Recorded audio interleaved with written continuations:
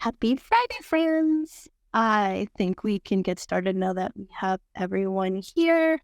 My name is Laura. I am the marketing manager from the ENF, and today we'll be discussing the importance of refi and climate positive design. Yay!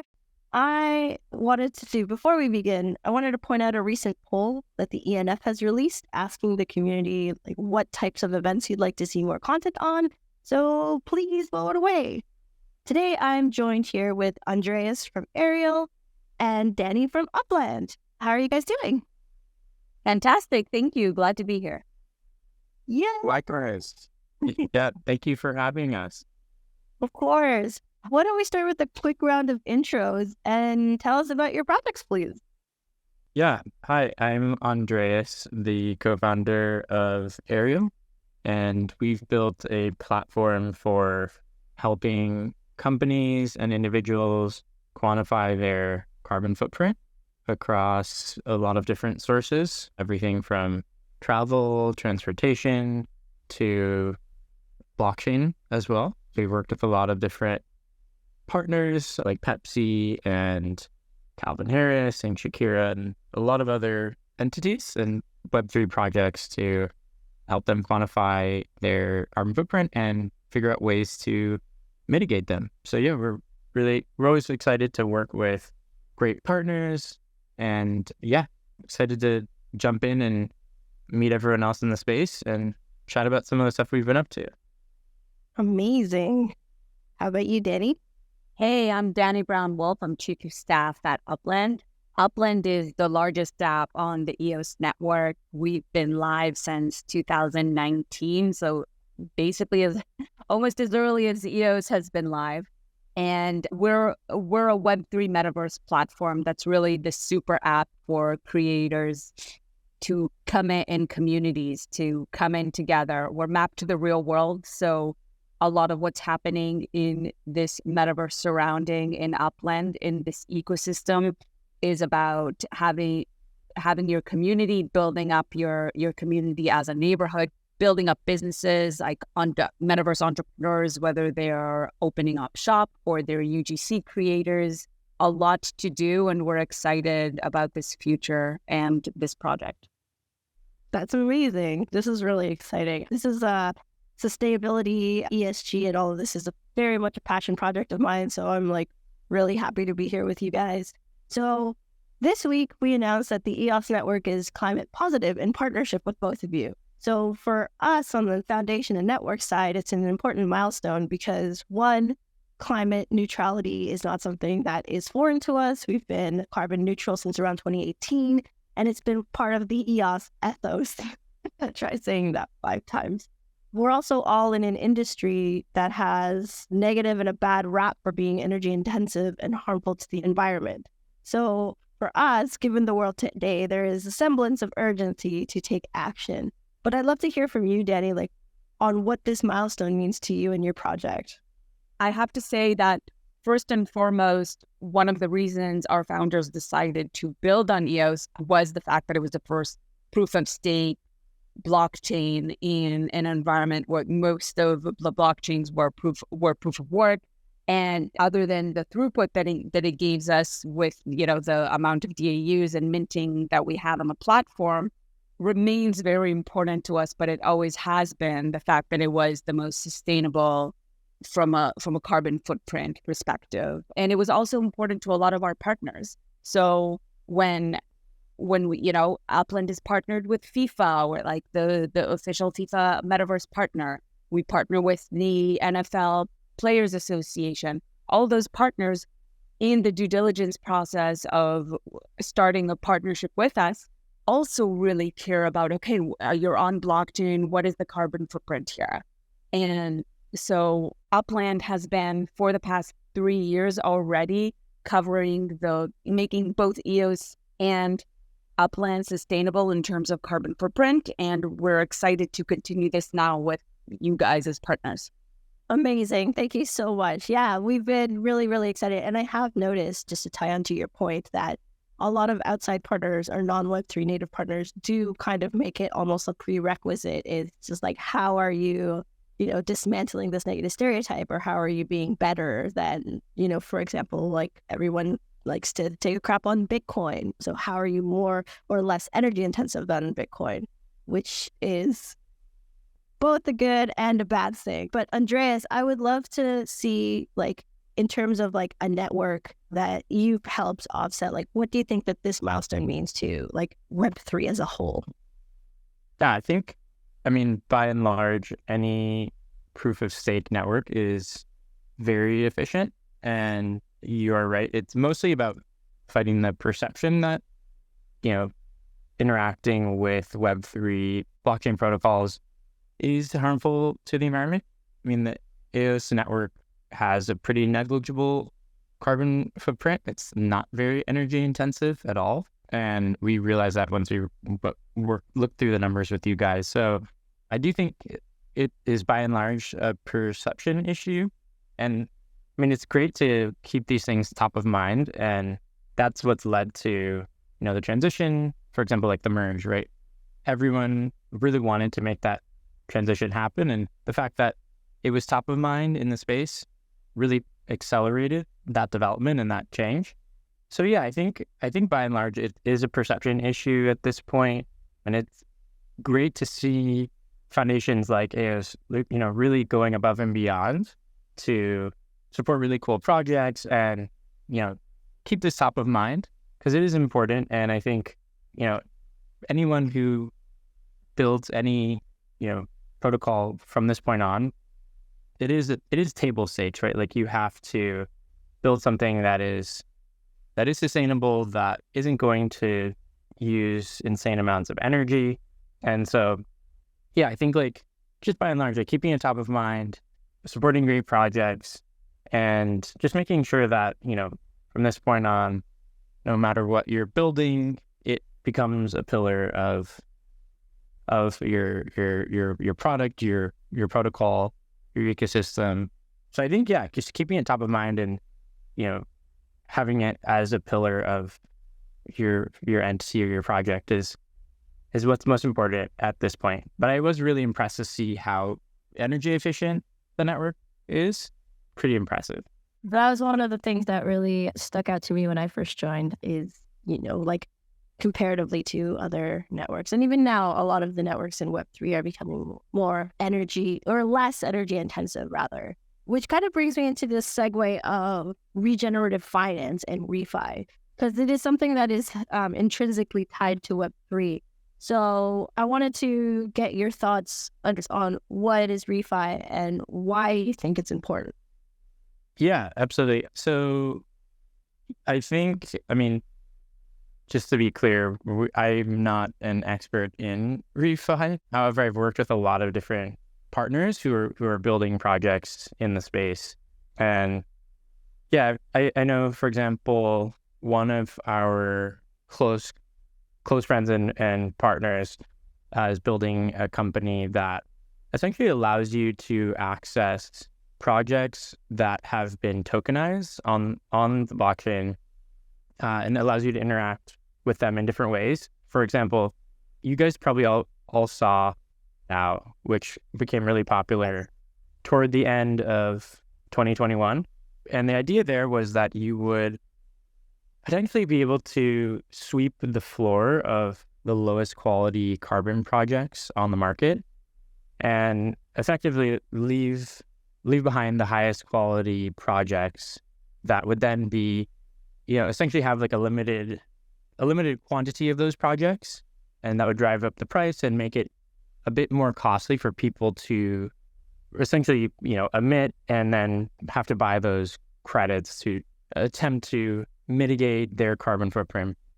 So it ended up getting a lot of traction, and the floor was swept. All of the lowest quality, cheapest credits on the market were actually purchased and tokenized using a protocol called the Toucan protocol. And those were effectively removed from the market, and it did drive up the price of carbon credits. And I noticed that because I worked with like a lot of different projects, and people were actually purchasing these credits and tokenizing them. So it actually did work in the beginning and drove up the price of the higher quality credits. There were some downsides that happened. It became really hard to actually, find those credits on chain and retire them. So if you wanted to actually remove them from the market, there was no way of doing that. So companies sprung up. One of them attempted to create essentially like a directory of all of these projects that had been tokenized to make it really easy for people to find them and essentially retire them, to make them, disappear, so to speak, from the market, creating more scarcity. So, projects, initiatives like KlimaDAO and associated projects that have sprung up since then in the refi space that have essentially like built on the progress that they've made have shown like some promise. There have been challenges as well, just regarding like lower quality projects essentially coming back to life. And yeah. So I think, seeing some of the initiatives and innovation happening around the intersection of blockchain and carbon projects there has been a lot that's happened over the last couple of years.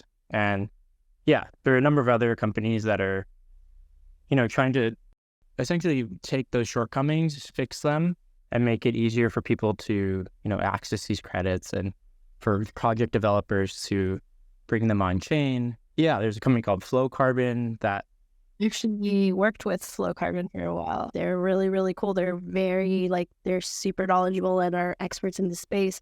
I think one of the things that you've mentioned that kind of stuck out to me was from my understanding, refi is strongly connected to the real world and it directly touches people's lives.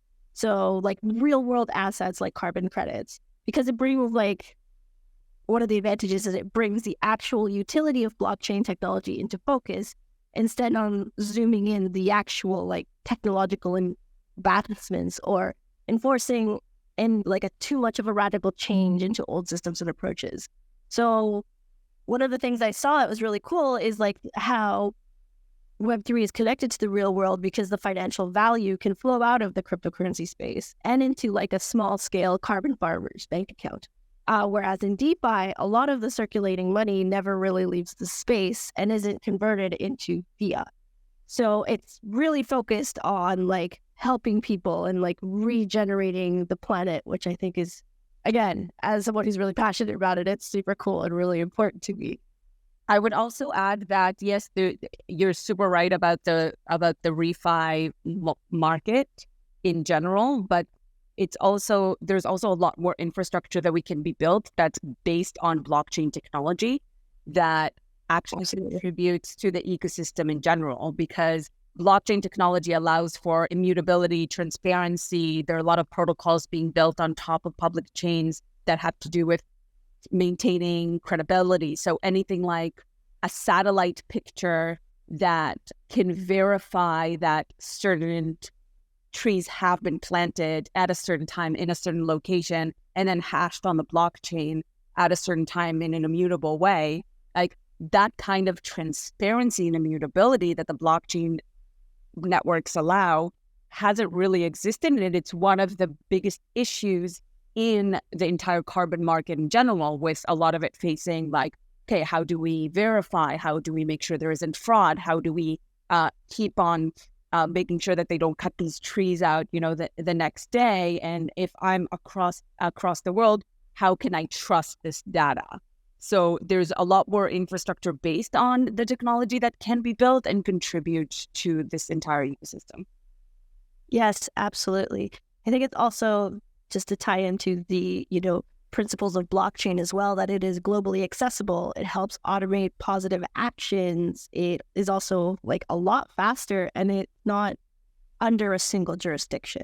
So there's all that ties into how you can help people utilizing the technology. Absolutely. And I would add another point that it's also the cutting of the middlemen and allowing direct access to these is, part of the essence of blockchain technology and financial services, and definitely here as well. I could literally talk about this all day, but I do want to know more about your projects. Andreas, can you just briefly tell us, what are the main principles of Aerial? How does carbon offsetting works and how it benefits the environment? Yeah, absolutely. So when we first kicked off our work in the blockchain space at the beginning of 2021, we put together methodologies that we bolstered over time, working with different researchers who specialize in energy consumption of proof of work networks. With you guys, you had already conducted a lot of research yourselves on your network, so that was really helpful. And I was surprised at how low the energy consumption numbers were. And at that point, we huddled with you guys and looked at a lot of different project types in different regions and countries and different types of projects, and then came up with a mix of different projects that we wanted to support. And that's one of the most fun parts about working with you guys, or is just going through different regions. And you guys really wanted to support different initiatives in Germany, Brazil, China, and the US. So yeah, we went through a lot of different options, and we chose a regenerative agriculture project in Germany that focuses on carbon removal. And essentially, that project provides farmers with access to the knowledge and financial resources to transition toward regenerative practices. So that was a project that we picked in Germany. We picked a project in Brazil, which is a Red Plus project. And that project is focused on preservation of a very rich ecosystem, and also has other community and biodiversity benefits. And then in China, we picked an afforestation project located in Xinyi, which is in the Guizhou province of China. And it essentially plants native species on barren lands to remove carbon, while also contributing to other local community goals. And then we picked a project in the US called Green Trees, which is reforesting 1 million acres of farmland in the alluvial valley, which is in Mississippi. So yeah, we picked a pretty wide range of projects across the world. And yeah, it was pretty fun to just go through all of those with you guys and figure out what resonated with you and your team. Just for the record, there were so many projects that Andreas sent us over in a PDF. So it was really difficult to choose. I can say from the ENF side that, especially for someone like me, I am super passionate about the UN Sustainable Development Goals. So the project in Zhuyi very much empowered women, provided over 16,000 jobs to women. Specifically, it helps, eradicate poverty, which is one of the Sustainable Development Goals. And for those who don't know, I highly, highly recommend you guys just check out the goals. They're super aspirational, obviously, because we are an imperfect species, but it's something definitely that would be absolutely wonderful if we could all work towards, which I think is having those goals is something that's really, really important. But I know on the Upland side, there's a specific reason why those projects were chosen as well. Yeah, so Upland is a metaverse mapped to the real world, and we didn't open the whole world. We have a controlled system where we open country by country, city by city, in order to control supply and demand and make sure that our economy is healthy. So when we had this opportunity to choose from this huge catalog of projects, we naturally gravitated towards ones that are in countries that we already have open in Upland. Because we try to, whenever we open a country, just like, for example, we have Brazil open, both Rio and Sao Paulo as cities in Upland, we always try to partner with local initiatives, whether it's on a cultural basis. So in Brazil and Rio, we partner with the largest samba school as part of their yearly carnival. And this year, we're partnering with the entire carnival in Brazil. So it's so great to have an opportunity to also connect our sustainability initiatives to the localities we have in the virtual world. Yeah, that's really, really awesome. And I have had a chance to go to Carnival in Brazil. The samba is just absolutely incredible. So the fact that you guys are supporting it is, you know. And Upland, you can actually now buy for your avatar one of the Samba School's outfits from last year. You will be able for next year as well. Yes, and join the Samba party where your Ready Player Me avatar is like in this full out costume. Mixing the cultural stuff is very exciting. Yeah, that is really, really cool. And so for Andreas, in terms of because there's a lot of terms that exist within the sustainability space in terms of carbon negative, carbon neutral. So can you explain the difference between carbon neutral and climate positive? Yeah, definitely. I think it's important to preface this too with the fact that the EOS network, the energy consumption, the carbon footprint is really, really low. So it's not as if the network has some exorbitant, carbon footprint and you guys are just trying to mitigate that or tell a positive story. Like, it actually is a very sustainable protocol by design, as it is its proof of work. So yeah, I think it's just important to mention that out of the gate, which is you guys are by design sustainable and energy efficient, and you're just going above and beyond to support really cool projects and do some great storytelling and keep these themes top of mind. So yeah, I think it's important to just preface the chat with that, because some people think about comparatively to I was doing some research onto how the EOS network compares to Visa or other networks, and we're so small. I'm so happy, yay! But yeah, we are 242 tons is really not that much, and is very negligible compared to other bigger things like gold mining or even Visa's transactional system. But so for the Web3 technology and on this topic, how do you see the role of Web3 evolving in the fight against climate change and transforming the space into climate positivity or sustainable? Yeah, no, for sure. I think one of the most monumental moments for the entire space was definitely when the merge actually happened, came into fruition.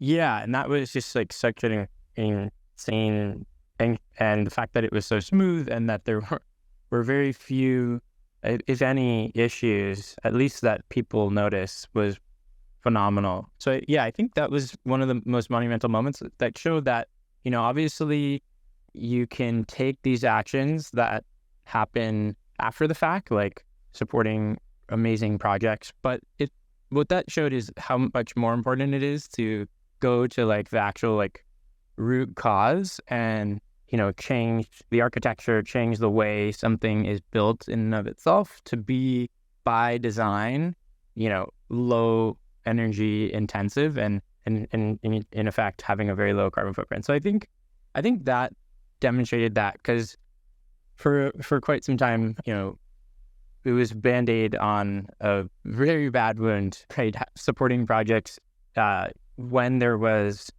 such an immense carbon footprint from the get-go just wasn't really achieving the broader goal of trying to make the space more sustainable. So yeah, I think by and large, and it is a pillar of every protocol and every project now. You're not going to design a protocol that is energy inefficient. But yeah, I think when you talk about just how blockchain and how the space can help further some of these goals, Danny mentioned the traceability and the accountability that blockchain can help bring to the table when it comes to tracking projects, making sure there isn't double accounting, making sure that if you retire a credit, you can find proof that it's been retired. And essentially, yeah, she mentioned cutting out the middleman. And so, yeah, I think going forward, there still is a lot to be done when it comes to, how projects are tokenized and accounted for and retired, etc. But a lot of progress has been made, and there are some amazing companies pushing the boundaries there. And so, yeah, I think it will continue to play an important role. The blockchain will continue to play an important role when it comes to, the creation, management, and accountability and retirement of credits, projects that are created to mitigate and remove carbon. So a lot of work still to be done there, but there are some amazing companies. Yeah, I think Maybe I can add one more thing, because it is very popular to kind of like shit all over Bitcoin mining about energy output. But actually what we've seen in the past couple of years is how Bitcoin miners, just from the fact that they're always looking to optimize their cost value, are actually de facto stabilizing a lot of grid systems and contributing to renewable energy. So we saw it in Texas, for example. So you have a lot of wind farms and different like solar power plants and hydro power plants that weren't sustainable on their own because they produced a lot of excess electricity at certain times and then not enough at other times, and the grid wasn't really stabilized. And when there was a big flood like coming in from China to the United States, especially to places like Texas, looking for that cheap and renewable energy, what happened in fact was that they actually stabilized the grid, because they used the access, which meant that those renewable projects became more economically self-sustainable and made more economic sense to build more and grow them, because nothing was being wasted, because whatever excess energy, the miners were happy to buy. And then that actually created a very positive force for renewable energy in Texas, and I'm sure in other places across the United States. So I think it is an important.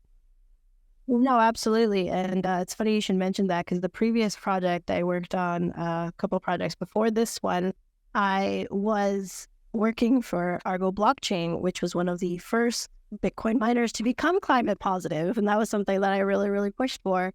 And a lot of the Bitcoin miners were already mining in areas that weren't, coal intensive, and were shying away from natural gases and moving towards things like wind energy and solar energy, as you mentioned, but also hydro energy. And even I know in Guatemala, they're trying to establish a geothermal mining facility. So it's really cool to see how the industry has been pushing other industries to improve, but not just from a load perspective, like you mentioned, how they would take the excess energy, but also just the actual infrastructure of these massive systems that we already have, which is really cool. So yeah, that's a very, very valid point. Thank you for that.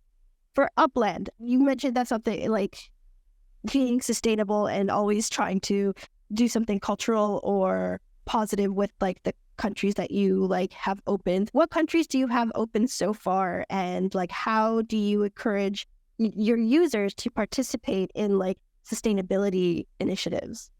Ooh, awesome question. So the Upland is open in Brazil, the United States, United Kingdom, Germany, and we just recently opened Japan. Oh, Portugal, of course. And we recently opened Japan, which was very exciting. That was our first country in Asia. But the way Upland also has a very innovative and unique way for social impact initiatives in general. So not just sustainability. And I think it's kind of a model for new applications that are more consumer facing, B2C, to see, okay, how can we combine within the platform these different social impact innovative projects. And so I'll give an example that's not from the sustainability world, but so Upland partnered with both UNICEF Brazil and with Susan G. Komen Breast Cancer Foundation for kind of what we call the next generation GoFundMe campaigns. Because right now, if you think about these NGOs, these non-governmental organizations, and how they utilize social media. So they all have social media managers, and they engage ongoing about their activities with their community. And every once in a while they do on Facebook, for example, a GoFundMe campaign for a specific cause or a specific goal. What we did in Upland with those partners is we said, okay, so rather than just a specific campaign of like, okay, come in and like donate money, let's combine it with the existing like capabilities of Upland and things that already happen in the economy and that have value for users. So in Upland, we have, of course, you own your metaverse land.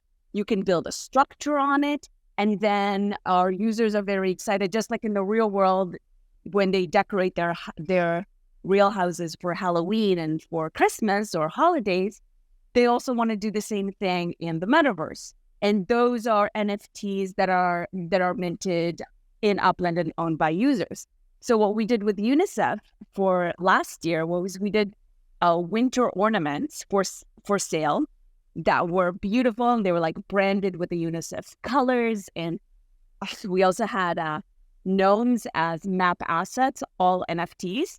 And through selling of those NFT assets that are already valuable in the Upland ecosystem, that's how we did the fundraise and raised money for them. So doing the same, of course, we wanted to partner with different NGOs and show what's possible. The most recent one is actually Kaboom that we announced last week, that they're on a goal to have playgrounds in all underprivileged areas across the United States and have accessibility of play space for all kids. And we partner with them. That was actually an initiative that came from the community by community members who really feel deeply about this. And again, the way we see the future is that just like you have a social media campaign manager that runs these campaigns, they will also run them in a metaverse using NFTs and blockchain in order to support this in just in a more innovative way.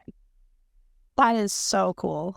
Oh my goodness. I've learned so much today. You guys are amazing. So this is kind of like a question globally. What challenges and opportunities does the Web3 ecosystem face in achieving sustainable design? And Danny, you brought up the good point that sustainable is not just the environment. So like from a UN perspective, for example, sustainability encompasses everything. It encompasses sustainable living. It encompasses access to resources. It encompasses community building, women empowerment. There's all of these things that are just like access to medical. So it's everything to make life more sustainable, both, in the planet, for the people, and for cities. So I really like that you brought up that point. But going back to the question, Web3 does face a lot of challenges in that it is a very small ecosystem still, even though we're 15 years old by now. And there's still a lot of work to be done, as Andrea said. But what other challenges do you think are things that we as a community need to work together to overcome?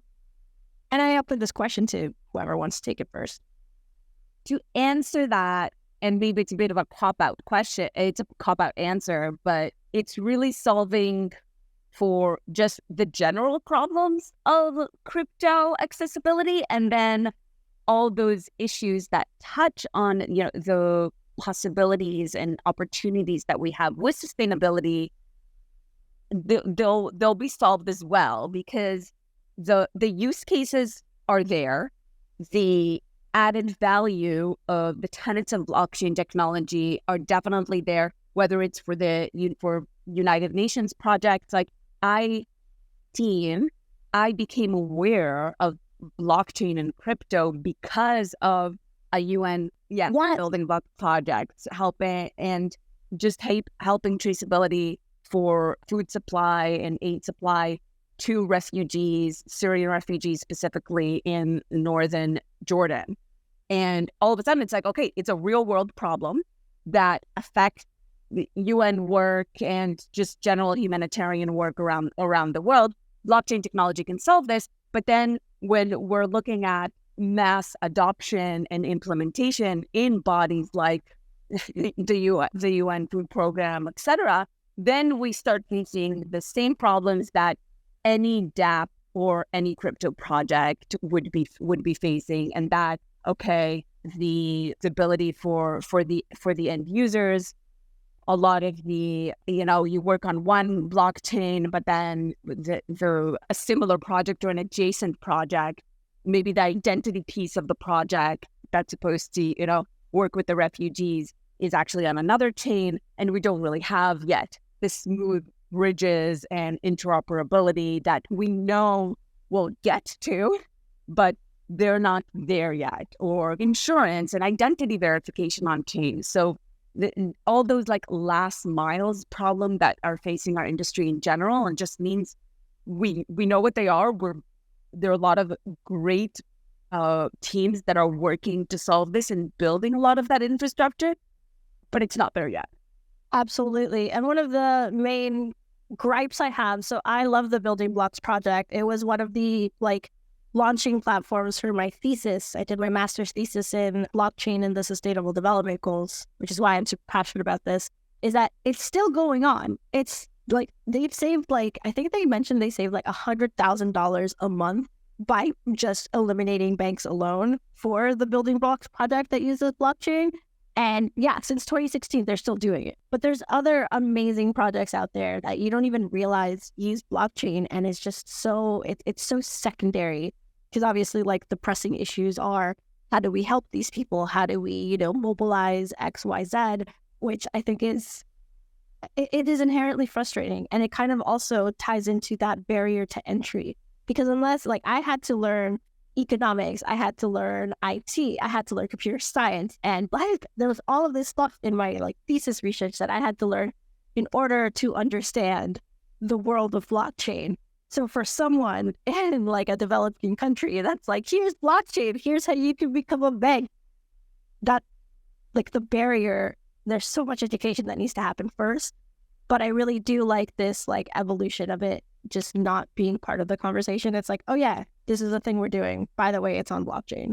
And I think that's a better way of getting more people to onboard themselves and help propagate the technology. But I'd love to hear from you as well, Andreas, because I feel like Danny and I are super excited. Yeah, no, definitely. That I appreciate the perspective. And yeah, no, you guys you're talking about some things that I haven't even thought about yet. Yeah, no, I think from my perspective, I mentioned that there was tremendous progress and traction. I mentioned KlimaDAO and, a company called Senkin that I know the founder pretty well, that, essentially takes those credits that are on chain and makes them really accessible to people. There's the Toucan protocol that acted as that bridge from, the real world of credits to the blockchain. So there's been a tremendous amount of innovation and, progress when it comes to trying to make carbon credits and, just in general, projects that support the environment more transparent and accountable. But to your question, there are challenges that have arisen. Some of them were unexpected and, were in no way a result of anyone's bad intent. They just happened to be a product of, what was going on at the time. Like I mentioned, there were a lot of lower quality projects that there was essentially zombie projects, like hydro projects in developing countries that had spun up, and people were pumping out low quality credits, and they were being tokenized and put on the blockchain. And that sort of went against the whole idea of essentially sweeping the floor of all these low quality credits. So it did, there were actors that didn't have great intentions there and were, capitalizing on the moment to further generate crappy credits. But, people have become hip to that and aren't, willing to place any value on those types of projects. So there has been a lot of progress in people's understanding of what higher quality credits are to avoid those types of problems. And then, Danny mentioned how do you actually get closer to the source and remove the middleman and allow some of these project developers to, put their projects directly on chain and not have a middleman doing that and give them more control.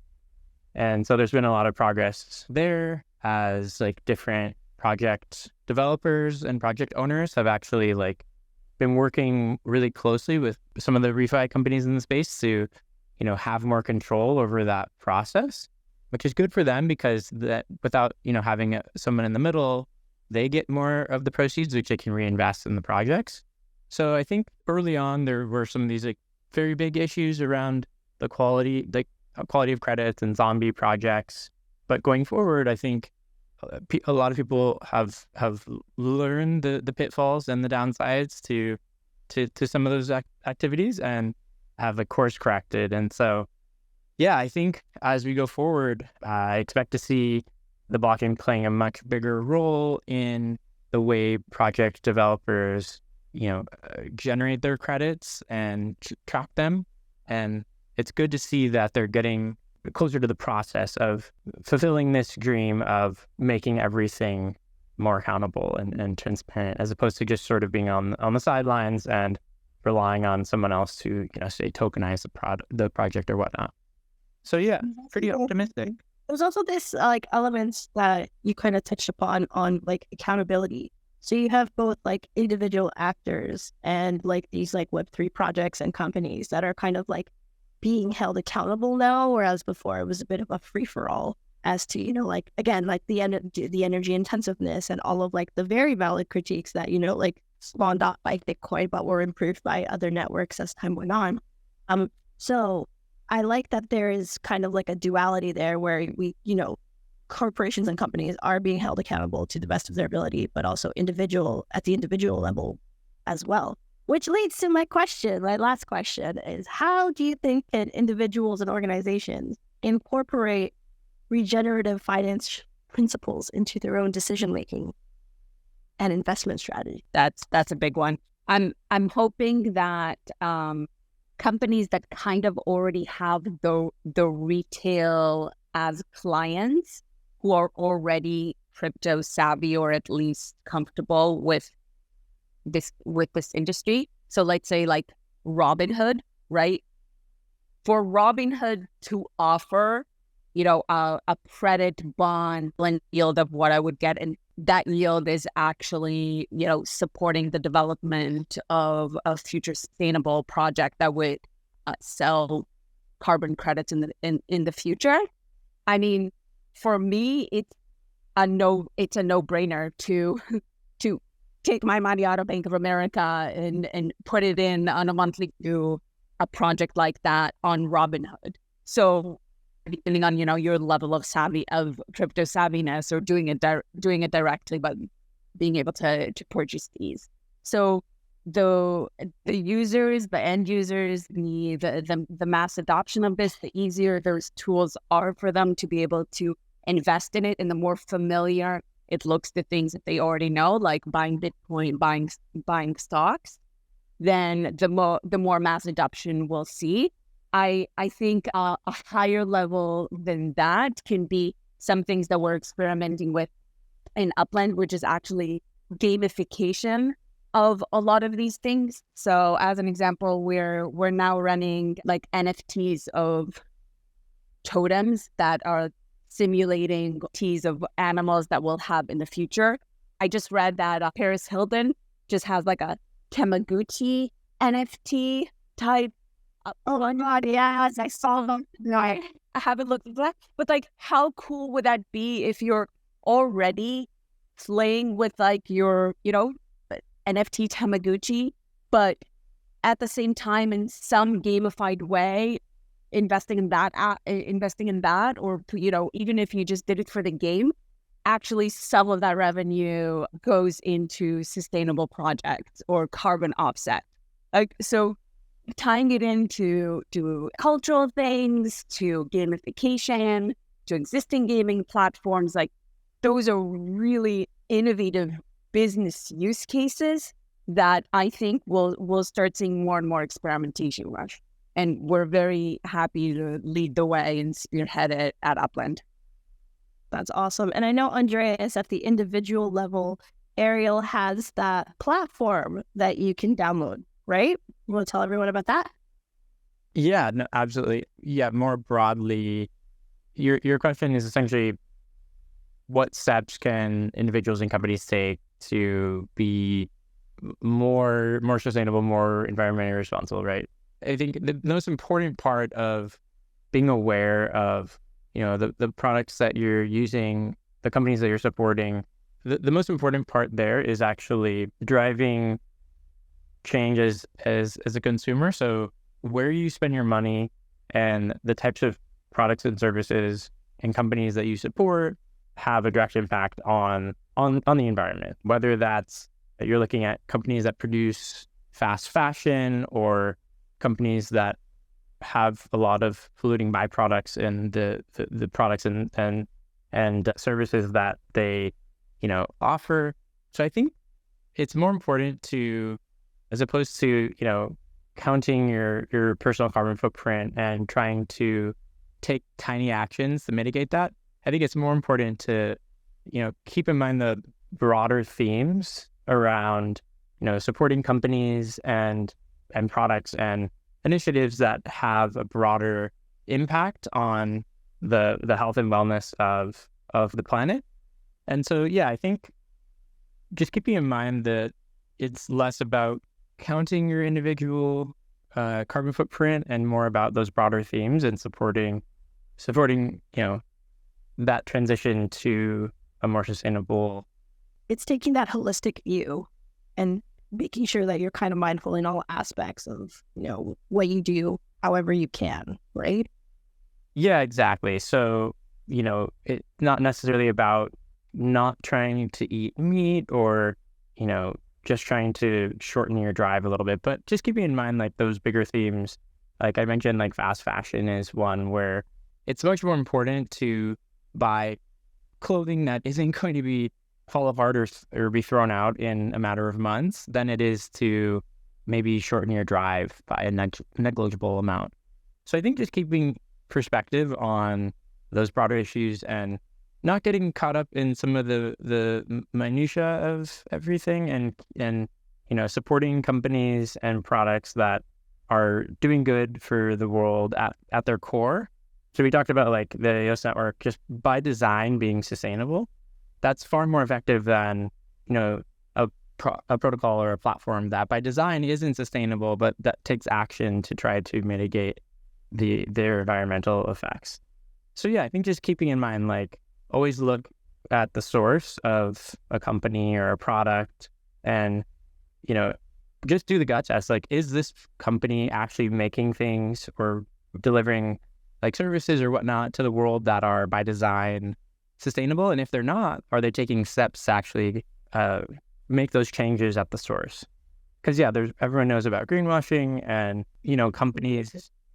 Yeah. So, if you're producing literally hundreds of millions of articles of clothing that are going to be thrown out within a matter of months just due to low quality issues, right? Doesn't matter how many projects or carbon credits or trees that company plants. Like, so yeah, I think like it's just important to keep those broader themes into perspective and do the gut check of like, okay, this company is saying that they're doing great things for the environment, but at the core, are they actually making things and doing things that are, truly by design, sustainable? So yeah, I'd say that would be my biggest piece of advice to any individual.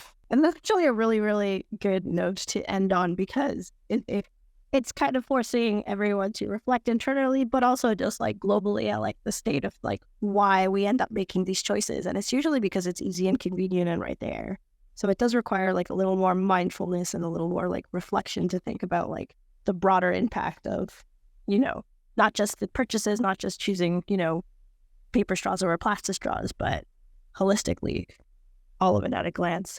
Thank you so much, you guys. This has been absolutely amazing. I have had so much fun this past hour. Let's do some shameless plugs. How can users get involved? And where can we learn more about your projects? Upland.com, App Store, and Android, Google Store, any Android store. So you can play on the web or you can download the app and start becoming part of the Upland community.